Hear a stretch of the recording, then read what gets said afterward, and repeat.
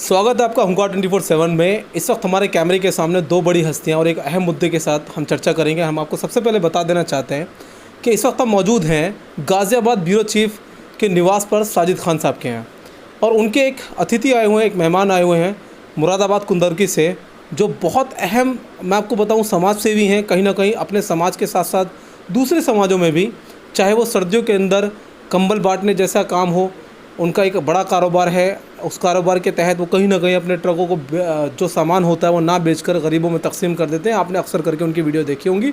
आज वो खुद हमारे साथ मौजूद हैं। हम कई सारे अहम मुद्दों पर चर्चा करेंगे।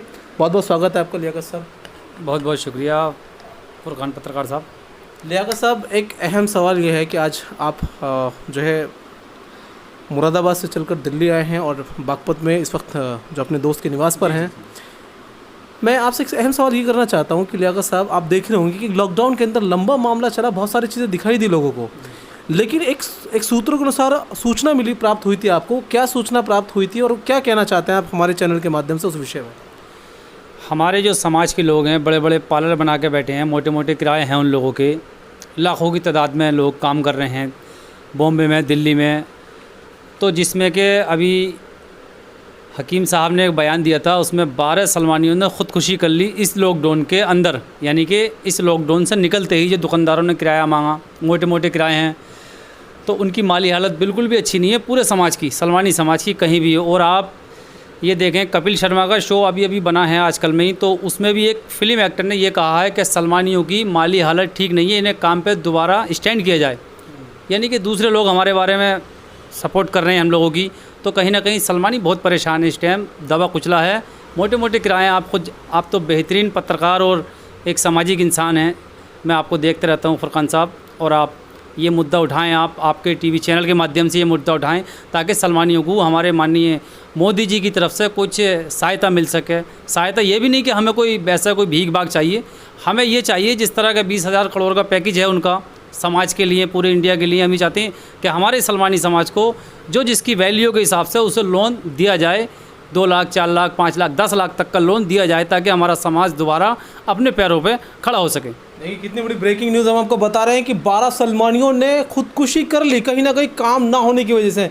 और हम आपको बता दें कि अधिकतर लोग जो सैलून के काम में जुड़े हुए हैं और इसमें एक लंबा लॉकडाउन का समय रहा और सबसे ज़्यादा आखिर में अगर मौका मिला तो सैलून की दुकानों को खोलने का मौका दिया गया, क्योंकि कहीं ना कहीं सोशल डिस्टेंस मेंटेन नहीं हो पाता इस काम को लेकर। कहीं ना कहीं राज्य सरकारें और केंद्र सरकारें मजबूर थी, लेकिन एक बड़ा पैकेज जो मोदी सरकार की तरफ से लोगों को राहत पैकेज पहुंचाया गया, उस राहत पैकेज में एक निवेदन किया जा रहा है कि कहीं ना कहीं इस समाज पर आपकी दृष्टि जाए। दूसरा सवाल हम करेंगे ब्यूरो चीफ बागपत से, जो इस वक्त हमारे कैमरे के सामने मौजूद है। बहुत बहुत स्वागत है आपका। कहीं ना कहीं आप हमारे इस चैनल से एक जिम्मेदार नागरिक हैं बागपत के।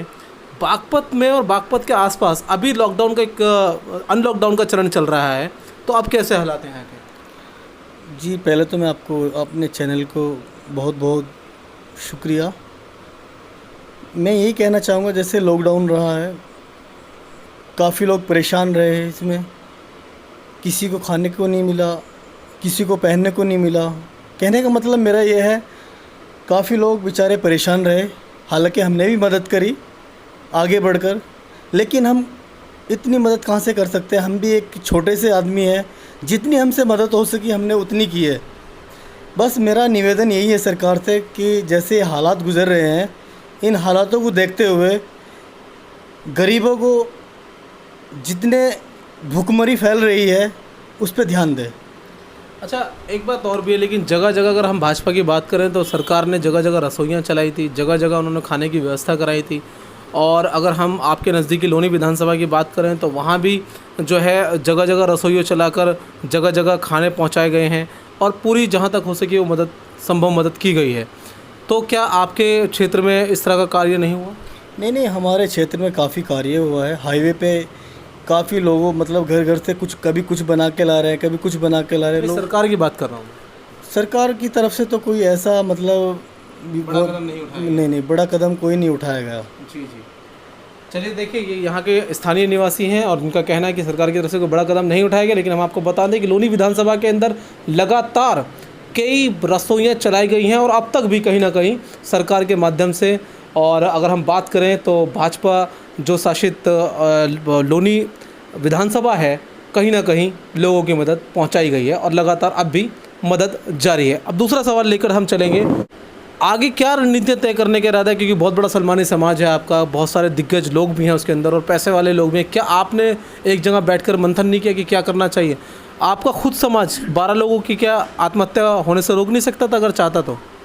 मैं भी बड़ा सवाल है जी, मैं भी यही कहना चाहता हूँ। सलमानी समाज से लोग जिसके पार्लर हैं वो तो परेशान है, लेकिन वैसे भी हमारे लोग बहुत उद्योगपति हैं, मुरादाबाद में एक्सपोर्टर हैं सलमानी। मैं ये चाहता हूँ छोटे सलमानियों की वो अपने स्तर से मदद करें। जब तक सरकार कोई मदद नहीं देती है तब तक सलमानी एक दूसरे की मदद करें, उन्हें इस चीज़ से बचाएं, ख़ुदकुशी से बचाएं, क्योंकि ये हमारी भी जिम्मेदारी है और आपकी भी जिम्मेदारी है। जो जिस लायक है उसकी मदद, छोटे सलमानी की बड़ा सलमानी इस टाइम में आके मदद करनी चाहिए। तो एक बड़ा मैसेज, एक बड़ा जो है मामला हम आपके सामने रख रहे हैं और महज मैं कहना चाहूँगा कि सलमानी समाज ही नहीं, आप हिंदुस्तान के अंदर हर उस नागरिक की मदद कीजिए जो इस वक्त आपकी मदद का मुस्तहिक है। क्योंकि मैं समझता हूँ कि कोई भी, चाहे वो सलमानी समाज हो, इदरीसी समाज हो, कुरैशी समाज हो, हवारी समाज हो, अंसारी समाज हो, कोई भी समाज, सब एक जगह इकट्ठा तो नहीं रहते हैं, सब मिलजुल कर रहते हैं। तो ज़रूरत है इस वक्त पड़ोस को पड़ोस की तरह हाथ बढ़ाने की। और जहाँ तक रही बात, अगर कोई शर्म की वजह से एक दूसरे से नहीं कह पा रहा है, तो जिस तरह से लियाकत साहब ने कहा, तो समाज के लोगों में या ख़ानदान के लोगों में मालूमात होती है एक दूसरे को बिरादरी के एतबार से कि किस इंसान के इस वक्त क्या हालात चल रहे हैं। उसको बग़ैर शो करे, बग़ैर शर्मिंदा करे भी मदद की जा सकती है। और हम आपको बता दें कि ये मदद का सिलसिला अभी कोरोना काल ना जाने कितने वक्त तक, लंबे टाइम तक चलेगा। इस कोरोना काल के विपरीत समय में, दिक्कतों के समय में आगे आइए, मदद कीजिए और एक दूसरे का साथ दीजिए। बने रहिए ओंकार 24/7 के साथ।